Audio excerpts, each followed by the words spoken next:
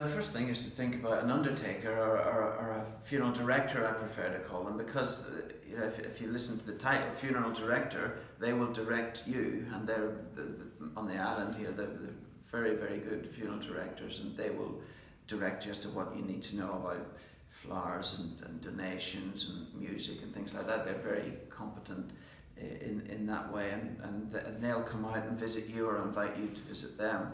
And they can even suggest clergy or people who can lead your service for you.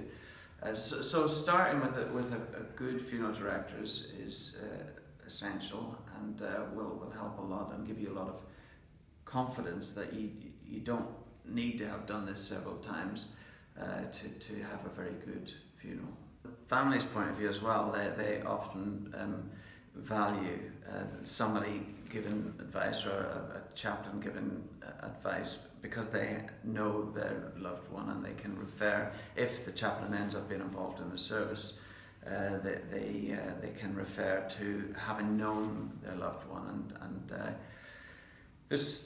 they don't know everything, they weren't part of the whole story, but we can take notes and help them put together a tribute right from the start of that person's life, even what was the name of their parents, was there any brothers, sisters, and then take it right forward to a marriage, and then their children themselves and grandchildren, and you build up a picture through chatting with the family, and it really enhances the celebration of the life.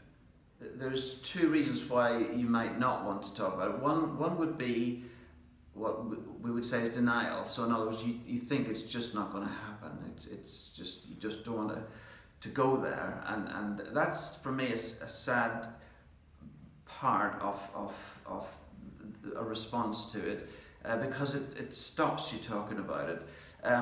The other reason is that you don't know how your family are going to take it if you take the deep breath and talk about it. And the second reason is actually well worth doing, is if you just take the deep breath and say, look, can we just talk about this? And it doesn't have to necessarily be the person that is whose life is limited. It could be the family that takes the deep breath and say, look, Mom, can we talk about this? We want to give a really good tribute after you've passed away.